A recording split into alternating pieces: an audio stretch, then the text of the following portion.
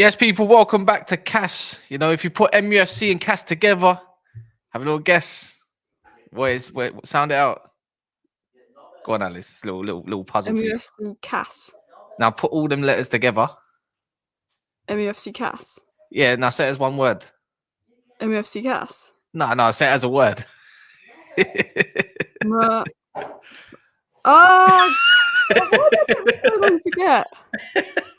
What's the on about? Yeah, there you go. Yeah. No, MUFC CAS, and then basically say it as one word. Like, sound it out. Motherfuckers. There you go. There you go. Smash the like, people. Subscribe if you're new as well. And Alice's channel's in the title, so you can find her. I'm pretty sure you all subscribed anyways. You know, Miss Famous herself. You know, Miss News Representative, breakdown covers, all of that. You know, what's that thing on the motorway called? What is it called? Double A or the AA? Triple My A initials as well. So oh, that's your initials as well. There you go.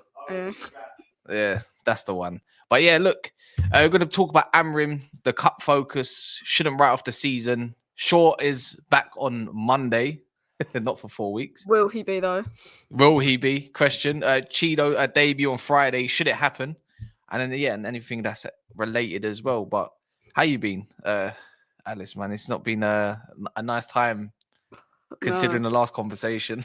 It's not good, to be honest, supporting United. It's just don't get relegated and focus on the cups. Don't get relegated. That is the focus right now. Because I look at that attack. If Ahmad gets injured, all I'm saying, if Ahmad gets injured, we've scored in the last 3 games. We've scored 2 goals. One was a lucky deflection from Martinez versus Fulham, and the other one was a penalty versus Brighton in the last 3 Premier League games. We brought no attackers in. I'm just thinking Dorgu playing left wing back. I saw a statistic earlier that our win record when we've actually had a winger, like an attacking player at wing back, compared to both Delo and Mazraoui is a lot higher. That's the only hope. But Dorgu's 20. That's what people got to remember. Yeah, but surely anyone's better than Delo or Mazraoui. Yeah, that's how I'm feeling. I'm thinking it's a big thing, but it's not like Alphonso Davies. But he should make a big difference. Well, he better be a big difference. I mean, like the highly anticipated guy that's coming in. I know he's only 20, but it's just, and he's got like the most take-ons in Europe under the age of 22, which is weird. Yeah. Weird stat for a guy that plays left back, right wing, left centre back, and left wing. He plays anywhere now. Yeah, I just feel like it's just you know, he's a natural fit. That's the only way I'm gonna look at it. I've never watched him consistently play for like 5 games to be like, oh, he's something. But I can't stand watching Delo. I can't stand watching Mazraoui. I can't stand watching anyone that gets shoe on there like Malacia or whoever else it may be. It's just he has to start. I need to see him start. I don't even want to see him come off the bench. I want to see him start in the lineup straight away. It's Leicester in the cup. If you're going to start him in any game, that is the game to throw it in. It's a team we should beat, and it's FA Cup.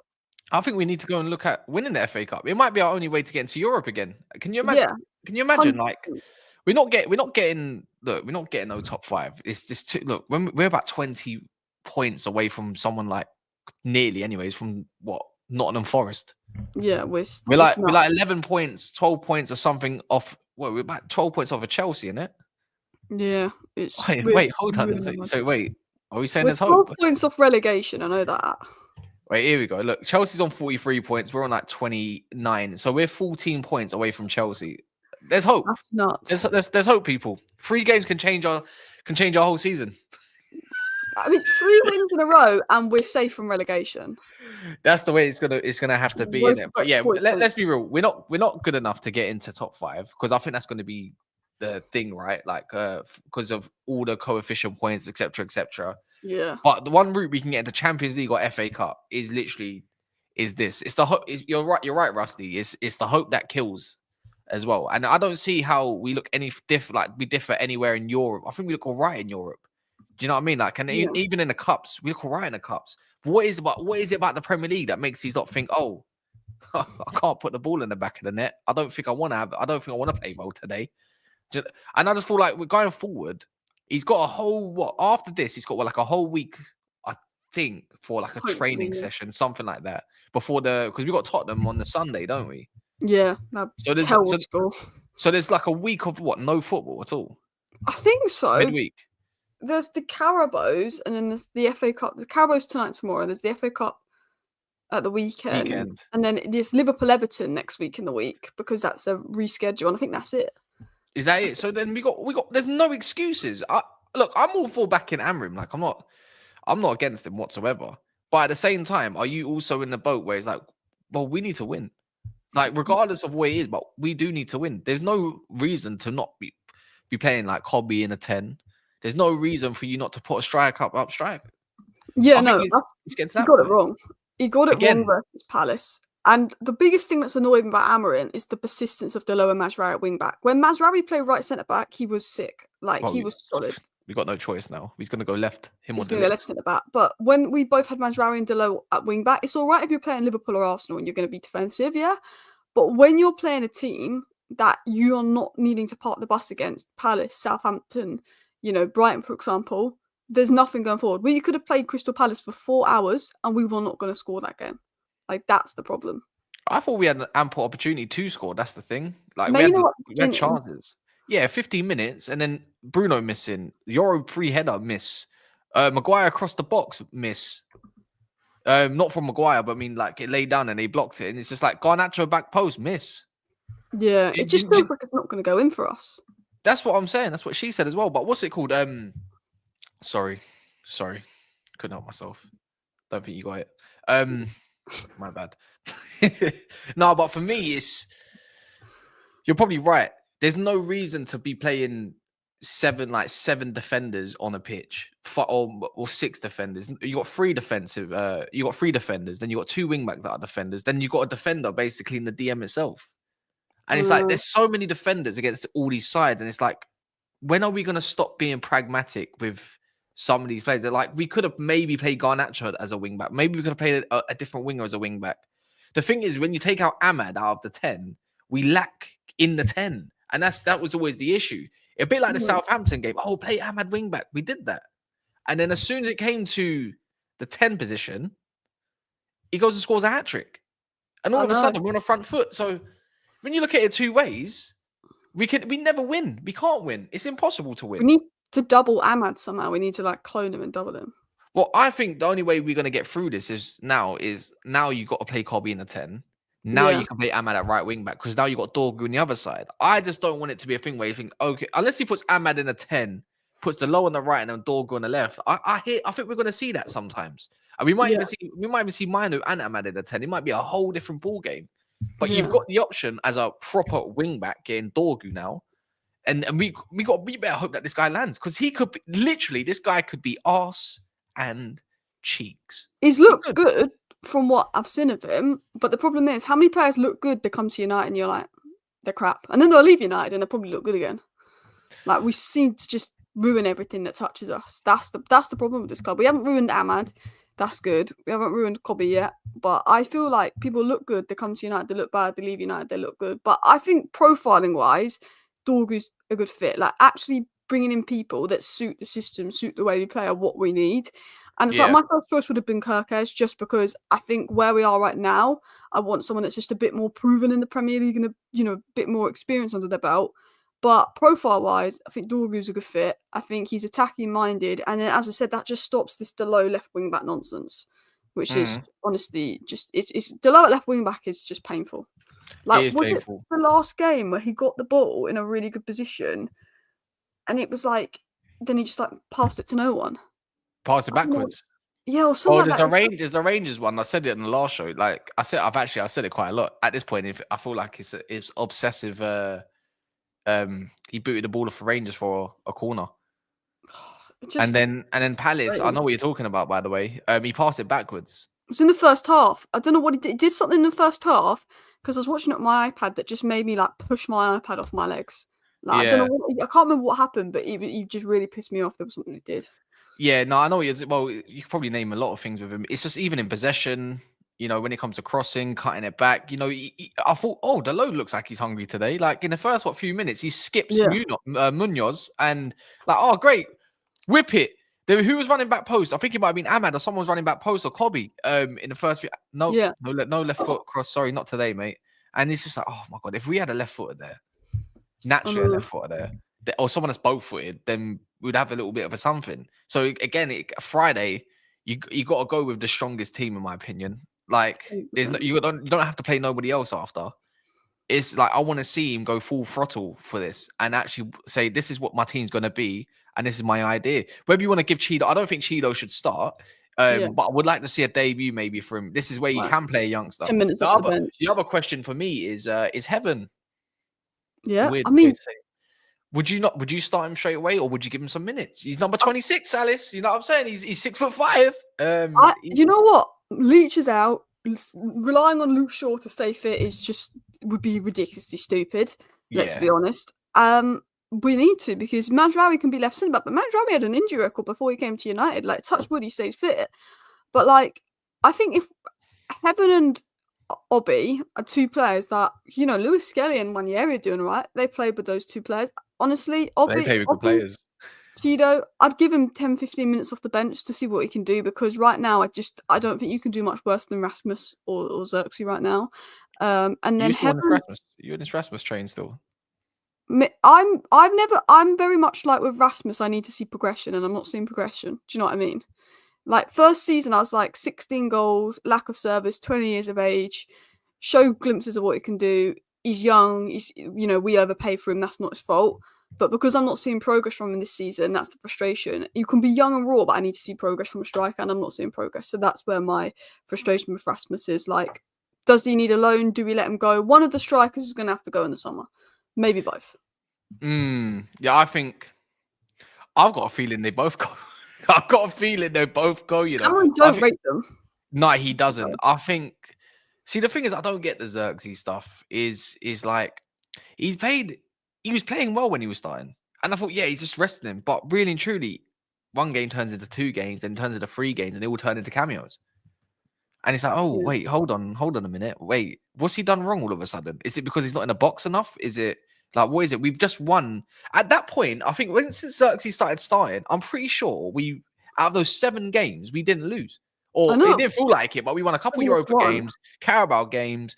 What else did we win? A couple Premier League games like Southampton, and he didn't even start that game, to be fair. So that don't count. He's done better than Højlund. Like, we look better with him than Højlund, because none of the strikers are scoring, but Højlund is touch and give it away, and Xerxes is touch, little turn, nice pass, keep the ball. I couldn't believe it that he started. Wait, it's a message at mine who's starting there. But it makes me feel like, well, if he can do that, then he's not afraid to start Chido. Like, he's not afraid to start somebody else in the 9. I keep saying, play Bruno in the 9. I've seen Bruno do false 9 better than Xerxes. And I did that back in the last season. Bruno started 9 in FA Cup. He started 9 he started playing much. And then all of a sudden, Amrabat started playing how he wanted to play. And then he's like, oh, wait, 6 games, even though it's at the end of the season. And then the FA Cup final. Oh, I think we won our last 4 games under Ten Hag. Amrabat played well and Bruno played 9. And then Rasmus kept coming off the bench and scoring versus Brighton and stuff. And the maddest thing is, Bruno's the only one that actually runs in behind. And he's slow. He's so slow, but he does it. And it's like, why don't you play him in the 9, not Kobe? Do you know what I mean? He's not, because Bruno's not a midfielder. Bruno 9, Kobe 10, and then Ahmad is the other 10. This is what I keep saying as well, like along the lines of, I wouldn't even mind running that. Even if it's to the end of the season, I wouldn't mind it. Just put Collier and Ugarte as your 6'8". We need energy, cover. Yeah. You know, if you're going to have attacking wing backs, them two are cover. All of a sudden, just press these teams into oblivion, because we can't do the basics well, because we haven't got good enough footballers. But I think Collier's a good enough footballer. I think Ugarte is a limited footballer, but he can play football. He's very simple. In the big games, he's the guy you want. But when you're dominating possession, you're a bit like, Yeah, he's in a dogfight.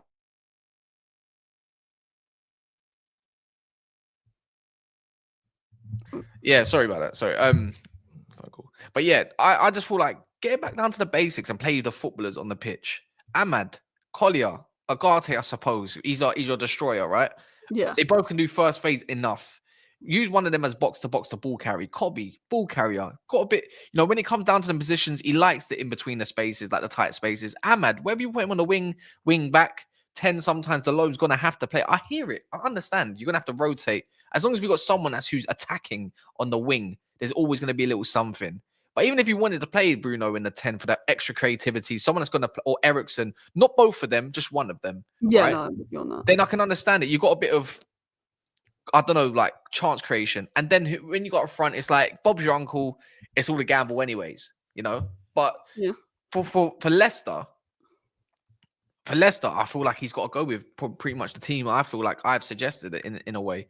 I think he's going to play one of the strikers. I don't think he can afford to play a Bruno there and then lose. And then it's like, why we are you need not to win, but it should be one of those games where we can gamble a little bit and still beat them, because Ruvan Ishiro played them twice and smacked them with us. Like and now we're playing rude all of a sudden. And you know what's going to be said if Amorim loses this game, which I don't think anyways. yeah.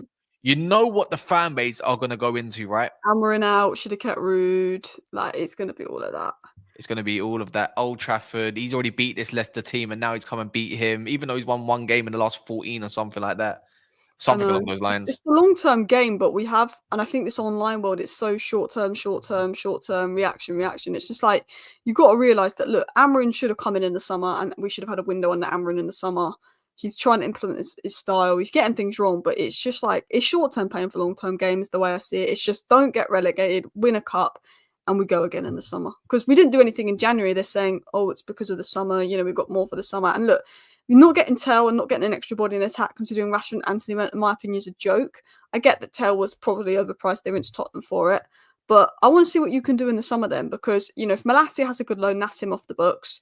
If Anthony has a good loan, that's him hopefully out. And let's hope Rashford smashes it at Villa, because then we can get the money for him. That's pure profit. That's wages out. That's yeah. I I don't get this whole Rashford thing, by the way. Just to divert a little bit, it's like he's left the club, but yet why are we still talking about him? Like, as in a bad light. Like, there's not us, I'm saying, but like other fans, media. The media, and even I've kind of drawn into it. And I'm thinking, wait, hold on, let me see the source for this. Like, Aston Villa fans are starting to wonder, like, wait, hold on, the guy's not even kicked the ball for us, but you're targeting him. The Daily Mail, 13 articles on him in one day being like, he looks rough, he dated this model, he did this, he drove this car.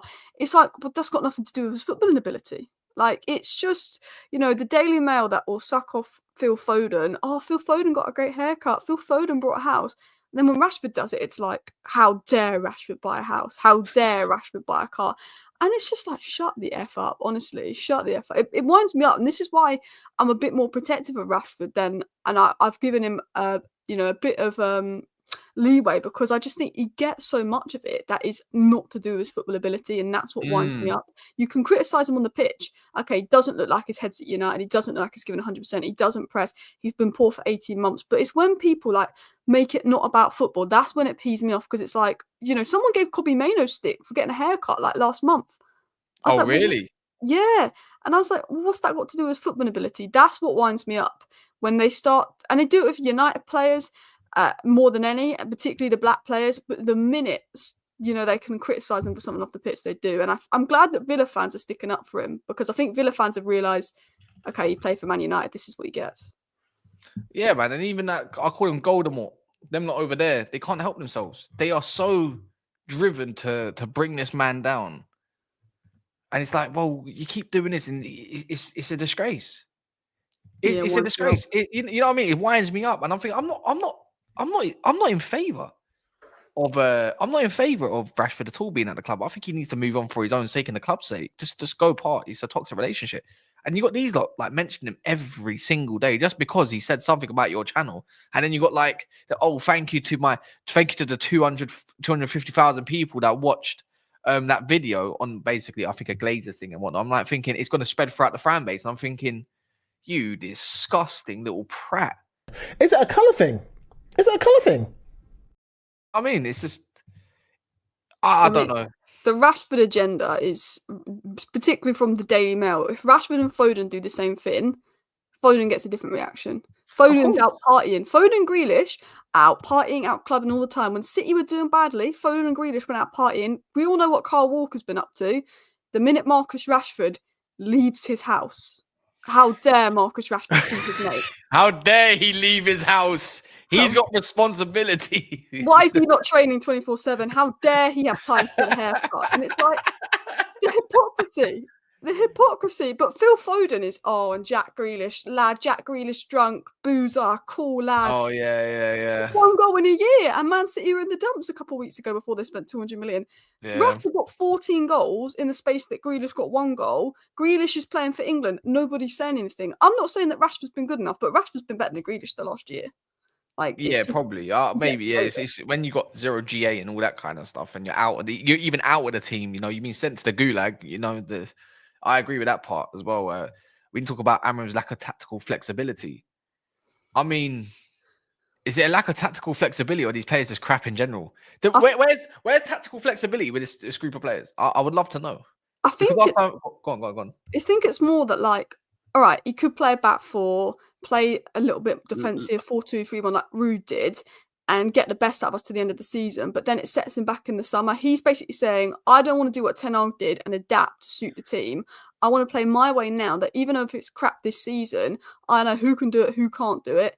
And, you know, if he played a different way, then tries to implement this way next season will be set back. And I think he's saying, I'll set us back now, get the summer, and then we'll be better for it next season.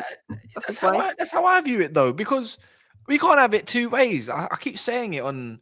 I got asked a question by rivals on obviously Never a Foul, and I was just like, would you rather suffer now, even though it means you can see something like say something progressive, or would you rather just go win games and basically you're still playing low block football, and you don't see that basically Ten Hag? I said I'd rather suffer now. Yeah, because the thing is, if fans who are fickle, which includes us, me, you, and everyone else, because we're all fickle when it comes to football. Let's be real. It's not a slur. It's just the truth. You win a few games, you change your mind on a few players. Oh, yeah. That's just the way it works. Yeah. What was I gonna say is, if you started playing low block and then you wanted, let's say, a certain player out, all the fans that can see that this player can't play, they'll be like, no, you should give him a chance to see what he does. He ain't had a chance to land and play in a certain position, a certain role, aka Garnacho, aka Marcus Rashford, aka whoever else that you may see fit, Casemiro, yada, yada, yada. And then it's like, but now he's just shown everybody, as we speak, right, that, well, you can't play the way I want you to play. And ultimately, why do we keep glorifying mid players? Like, Bruno, like, I know you like Bruno, but it's like, Bruno Fernandes, one of our better players. Why should we look to get rid of him? Marcus Rashford, one of our better players. But our best players are crap.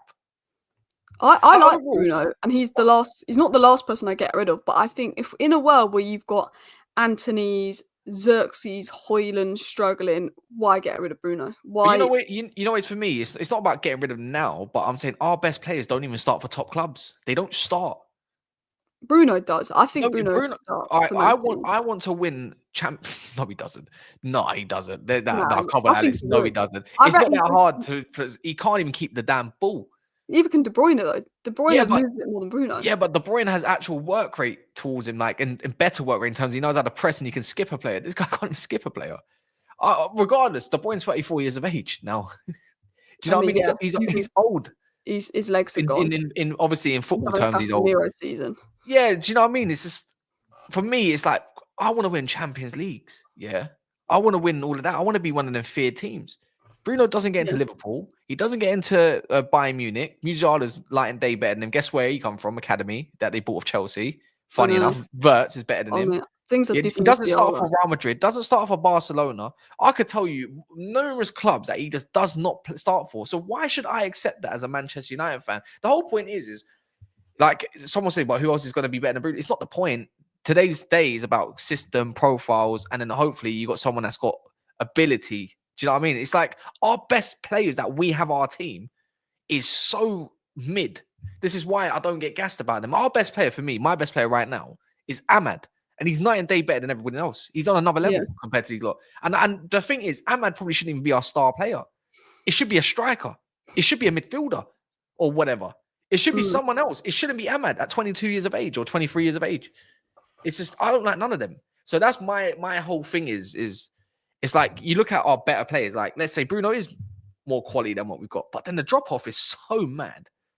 Like, I will say this, Ahmad and Bruno, the two players that, like, if they get injured, in my opinion, there's just like no quality in that squad. There's no creativity at all. No one that's going to score or no one's going to make anything happen, because whether you like Bruno or not, where are the goals coming from? 90% of the time, Bruno or Ahmad does something or involved in it. Lucky for us, Bruno never gets injured and Ahmad rarely gets injured.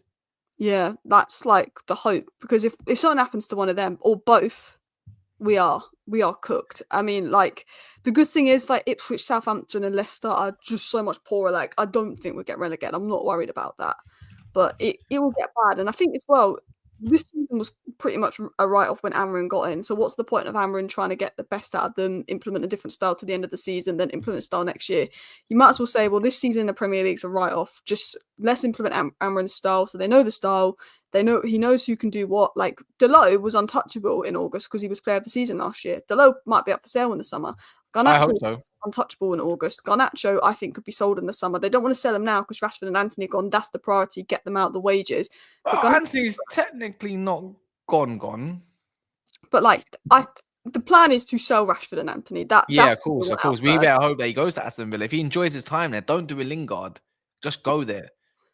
Apparently, Ollie told Lingard he was going to play, and that's why Lingard stayed. Okay, well, whatever the case is, just don't do a Lingard. Basically, don't gas him up. Just go there. You know, if Barcelona say, you know what, we're going to put a fee up for him, then go there. Whatever. If he performs, the better he is. If Anthony keeps keeping up with his Betis form that he's doing, I know he's had one Man game. of the match, apparently. You know, man of the match. Apparently, Conference League, you can go and win that potentially. You know, shine there. You get a decent enough fee, 20 million. I don't think you're gonna get much more, or then 25 maybe. It is what it is, right? 25 for Anthony, I'll be bloody happy. I know there's gonna be a mad clear out, and then we expect a lot of players to come in, regardless. Like people's, but anyone's sellable right now. Like, you know what? I like Martinez, but him being out is probably a blessing in disguise in itself, because let's be real, he was always going to get moved on. Like eventually, he was going to be for someone that's more athletic. It is going to be for someone that can do what he does to a bit different degree. I'm worried it'll be Inacio though. I don't know if I rate him.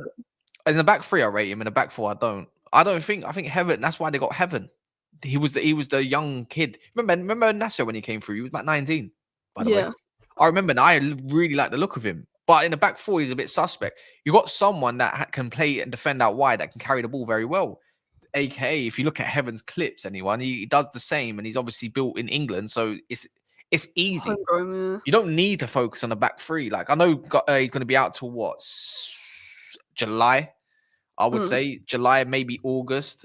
Some people say it could be like October, November. If it's 6 months, he said. But it could be September. I would expect the break. After the break, maybe we got to be fully fit. Careful, but I'm hoping it's one of those where it's easy to recover from, but you have to be really careful with those, because you can come back for a few games and then always out for like another 2 months. Yeah. My whole thing is like, I like Martinez on the ball, but it's everything. Like when it comes to like isolation, he's not the best. He does. Yeah. Do you get what I'm saying? So he's not exactly the best. Where we need someone that can play higher up the pitch. The thing is, you can play Maguire, but you need two quick centre backs next to him. If not, but he plays too deep for me. He needs to get gone. I want Euro in that position, 100%. Oh yeah, Euro's the central centre back for me. Like, we're playing him right centre back because De Ligt is a little bit slow, and we play him central centre back, and we play Maguire central centre back. But I look at United, and we need wide channel, proper, like, quick defenders that are good on the ball, can play out from the back, but like, they are fast. They can play in a high line. They can get up there. They can get back. We need like one of those sort of players. Whether it obviously there's like links to Lukeba, but I don't think we'll go for him. Lukeba, yeah. Trust me, I know everyone. I can't say whose cousin is. They'll know straight away. But him, he's not coming to us. Yeah, like I just like Slotterbeck's one that's been linked. Like, I don't know if I would love Slotterbeck. He looks class. I've seen it. He's even played at left back, which shows you can defend out wide. I don't think they're going to be focused on the what's it called? I don't think they're going to be focused on defense recruitment at all. It's two wing backs. We've got one, so it's right wing back, which I think is Kenda, and then it's striker. Apparently, it's pronounced Quenda. So I pronounced it Quenda, and then someone was like, "No, it's Kenda." And then I pronounced it Kenda, and someone was like, "It's Quenda." So I'm like, you know what? Let's have a little Google. Google, please. How to pronounce Kenda? All right, here we go. Is the moment of truth. It's Quenda. That makes more sense, because I kept saying Quenda, and they were like, "No, Alice, it's Kenda. Like, imagine it's a K, not a QU." And I was like, "No, it's like Kienda.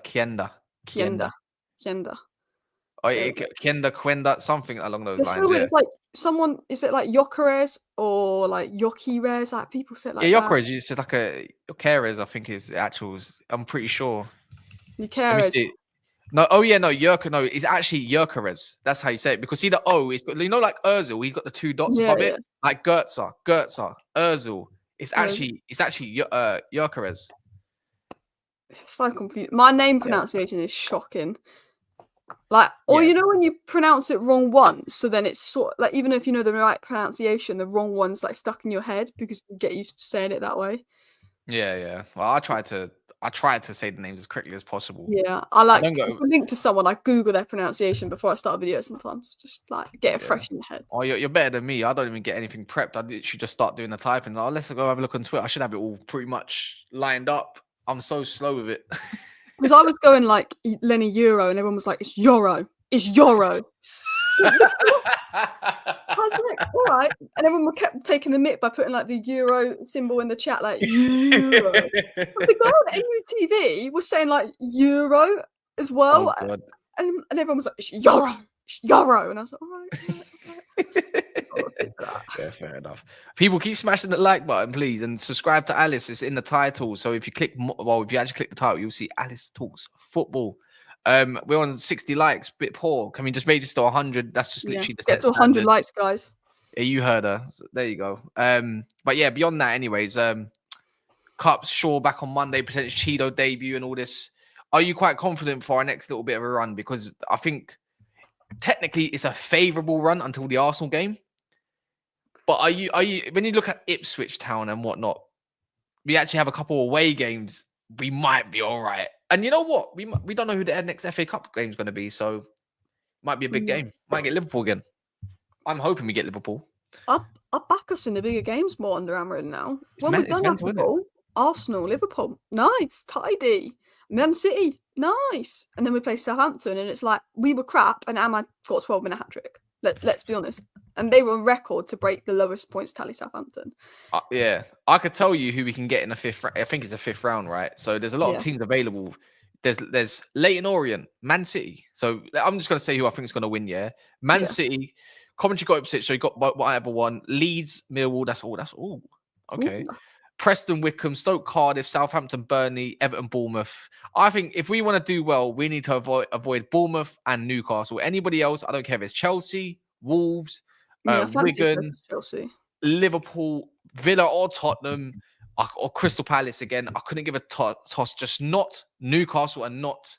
I think we definitely need to avoid Bournemouth, man. Newcastle and Bournemouth are bogey teams because they got quality and they outrun us. And Brighton's got Chelsea, by the way.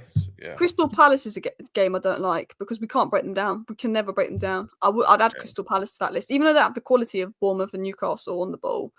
They know how to beat us every time we play Crystal Palace. I can't stand watching the game.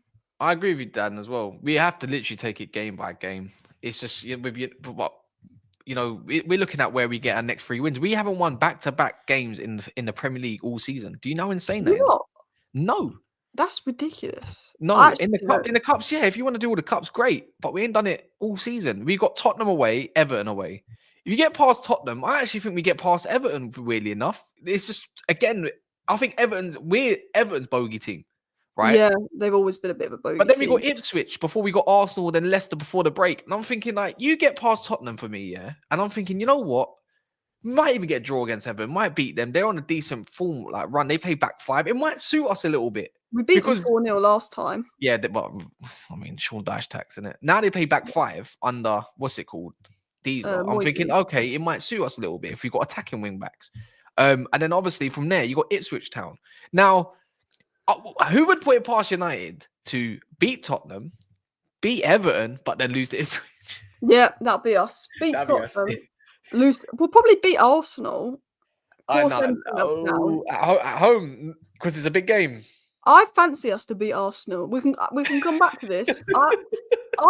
We will rattle Arsenal somehow. I don't know what it is. We'll lose to Ipswich. Yeah. We might draw to Everton. Everton's giving 0-0 vibes. Can't lie. We'll go and beat Arsenal. We'll go and beat Arsenal like 1-0.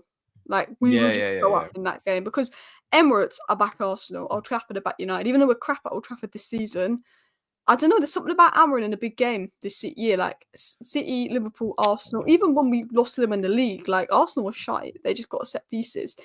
Like I don't know, like with Arsenal, like I know they beat City 5-1. They're looking a lot better, but if you frustrate them defensively, you can beat them. Like, because they can't break down those low blocks. That's where they struggle. The 0-0s to Everton's, the 1-1s to Fulham. It's just like you defend deep, get a guy on them, and they're going to struggle because, like, Waneri's good, but Saka probably won't be back by then. You know, Havertz will miss a sitter.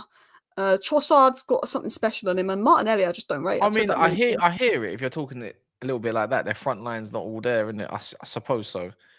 Just depends if Declan Rice decides he wants to turn up. He's like our kryptonite every time we play him. You know I think he's one of their best players. Like going forward, like I think he does more than Odegaard. That's an unpopular opinion this season, but I think Odegaard's been average.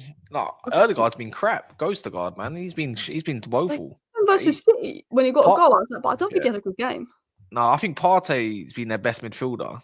That's where we'll struggle. We end up probably getting pinned back. Again, let's see if Ahmad and Dorgu are the first choices on the wings. Not against Arsenal. It'll be. I wouldn't mind.